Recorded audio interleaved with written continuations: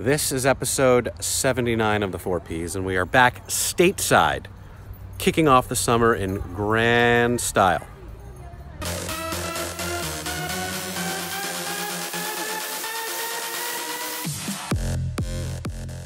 It's so interesting because looking back a year ago, in one of the first episodes of the 4Ps, I was talking about all the pictures and videos of friends' kids going off to camp, and here we are again. I'm jealous of all of you who have a summer of freedom, because I certainly don't.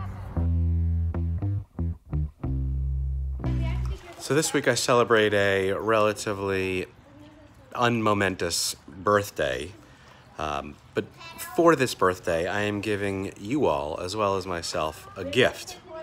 I am not going to be putting any pressure on myself to raise a certain amount of money, or doing a fundraiser, or guilting you into donating to what would obviously have been a worthy cause: Everytown Cancer Research, reproductive rights, LGBTQ advocacy and protection, whatever. I am giving you the year off. Now, I would still love for you to contribute or donate, but I'm not selfish enough to think that it should be a donation in my name. There are currently anywhere from 10 to 20 active fundraisers competing for attention in my Facebook feed, so donate to one of them for my birthday. You don't even need to wish me a happy birthday on Facebook or LinkedIn. Just be good and do something good. I've been able to successfully avoid any conversation about politics with the other side of my family since dating back to 2016. And by other side, I mean the few Trump supporters on my wife's side of the family. Now, despite what a lot of people think, there are different kinds of Trump supporters. Not just uneducated white men. You've got poor uneducated white men and wealthy uneducated white men. Now, my in-laws fall into the latter category there. And you just check out his closet in terms of wasteful stupidity. And while they are actually pretty honest about the fact that they think that Trump is nuts, to them, he's actually the best president we've had in centuries, just killing it. In their mind, the economy has turned around since Trump took over, fixing everything Obama did to sink us. Okay, so besides admitting that the economy is the only thing that really matters to them, they're also wrong about this too. We saw 2 to 3% GDP growth every year since 2009. We've seen unemployment numbers go down every year over the past decade. And while Trump hasn't derailed that yet, to say that he has fixed things that were broken is just untrue. So for the sake of this one episode, let's ignore the Trump failures and disasters in immigration, human rights, the environment, gun safety, and more, because the Trump economy has also started to slow down. There are the rock bottom bond yields, plotting economic growth, and not to be understated, the Federal Reserve is seemingly pulling all the strings, a role that was only exacerbated in the days since the financial crisis and Great Recession and continues to the present day. Now, this past week, the benchmark 10-year Treasury note yield fell below 2% for the first time since Trump became president. And the Fed is indicating that it's soon going to be cutting rates. Now, the 2017 Trump tax cut, which we've talked about a lot, and aggressive moves toward deregulation were supposed to pull the U.S. economy out of its glacial move higher. That happened in 2018, but experts and investors are growing increasingly fearful that a slowdown, if not an outright recession, is on the horizon. And the Fed is being asked, yet again, to ride to the rescue.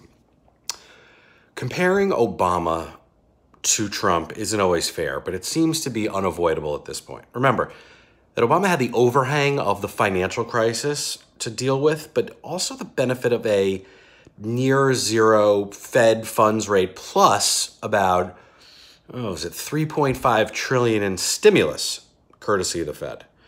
Trump's GDP growth in 2018 fell short of the promised 3% that he told us, and 2019 appears by all measures as it had to be slowing down. What may well be happening is just a simple return to trend, a slow but steady environment brought on by an aging workforce and constrained productivity, reassertion of secular stagnation following a one-time blip associated with the tax cut. But let's be crystal clear. The tax cut did not achieve its intended objective of stimulating capital investment.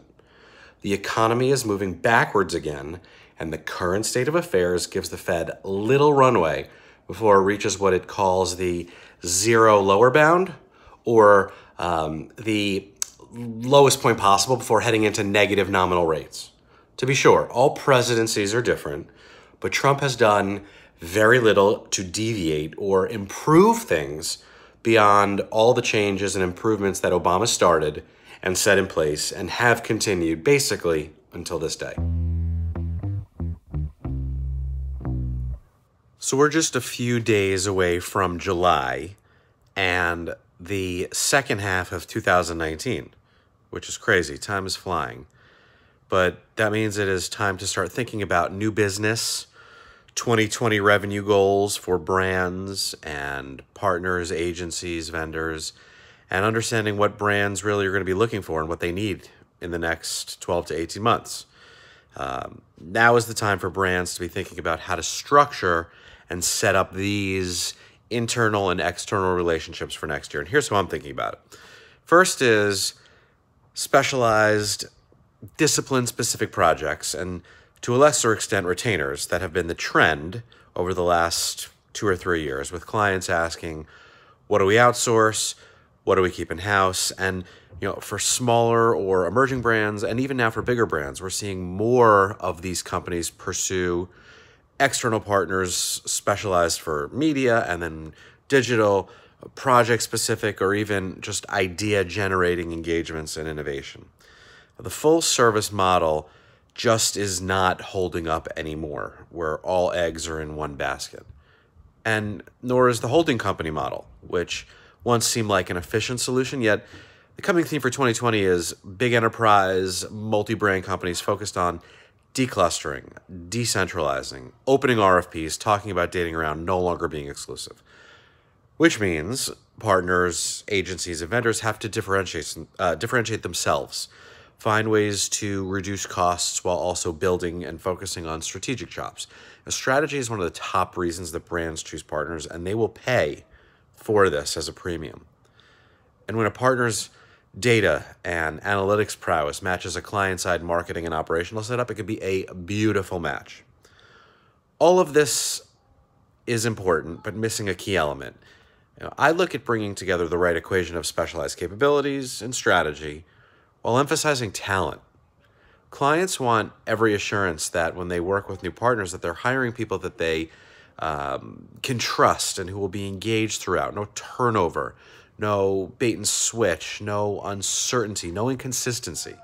So if I'm a brand manager, procurement, my key, my focus for a new partner or a new relationship is going to focus on who they're hiring, who they're retaining, how they're doing that, and how they're ensuring that the best talent will be working on my specific business. And that's what you should be thinking about. All right, since the first 3 Ps this week were especially long, I'm going to keep this one short. But if you're a parent with kids of a certain age who own either iPads, iPhones, iPods, or other digital devices, the best thing you can do for them is to limit the screen time. We know this. Every doctor, everybody says this. It's not always as easy as they make it sound. So the app that we use to schedule as well as manually allow or block our kids from their digital devices is called OurPact. You go onto their device, you download something, and then you download the app on your phone, and it's connected, and you can easily control it, and there's nothing they can do to change it or stop it.